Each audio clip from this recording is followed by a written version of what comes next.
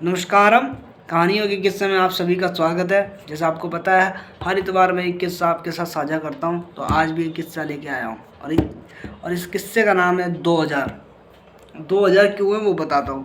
अभी कल की ही बात है, शाम के आई थिंक 6:15 बजे की। मेरे दोस्त को मैंने कॉल किया कि हाँ भाई प्रभास, क्या हाल है। हाँ, उसका नाम सच में प्रभास ही है। आप सोचोगे प्रभास, हाँ है तो है, प्रभास क्या कर सकते हैं। तो प्रभास उसका नाम है। प्रभास से मेरी बात हुई। मैं प्रभास राजा मेरे क्या हाल है तेरा। कह रहा भाई बढ़िया है, ये है वो है। मैं क्या कर रहा है। कह रहा भाई मैं तो यहाँ हफ्ते पे आया हुआ हूँ। मैं हफ्ते पे आया हुआ हूँ, तू तो जॉबलेस है।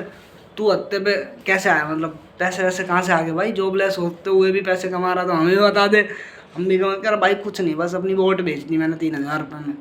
मतलब अच्छा तूने अपनी खुद की वोट बेच दी। कह रहा हाँ मैंने अपनी खुद की वोट बेच दी, 3000 रुपये मिले तो बस पार्टी कर रहा हूँ। मैं बोला और फिर बाकी लोगों का नहीं सोचा तूने। कहते बाकी लोगों का क्या सोचूँ। मैं बोला यार तू वोट बेच रहा है, और लोग भी अपनी वोट बेच देंगे, तेरे को देख के देख। और जो लोग हैं जो ईमानदारी से अपनी वोट दे रहे हैं, उनके लिए तो तुमने गलत कर दिया ना।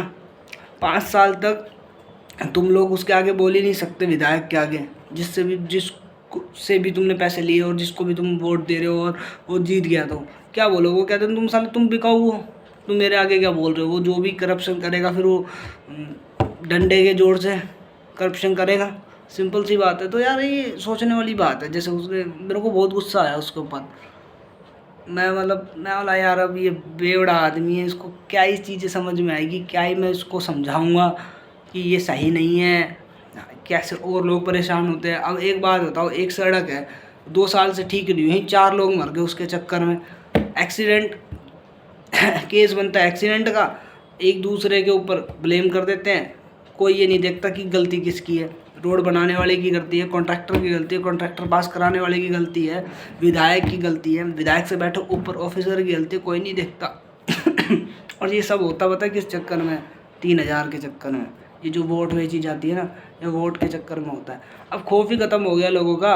पहले जब वाजपेयी सर की अटल बिहारी वाजपेयी जी की सरकार थी, उस टाइम पे था कि हाँ भाई वोट देनी है और सही आदमी को देनी है और काम होगा। अब लोगों का खौफ ही ख़त्म हो गया। अब हर विधायक को, हर आदमी को पता है खरीद लूँगा वोट, क्योंकि लोगों का स्टैंडर्ड गिर चुका है ना। सबने अपना स्टैंडर्ड गिरा दिया, कोई स्टैंडर्ड बना के राजी ही नहीं है ना। तो आप लोग कहेंगे हमें क्यों बता रहा भाई, हमने तो वोट सही जगह दिया। आई नो कि आप लोगों ने सही जगह दी है, बट कुछ लोग हैं ना 5% 10%, उससे तो फिर दिक्कतें क्रिएट होती है ना।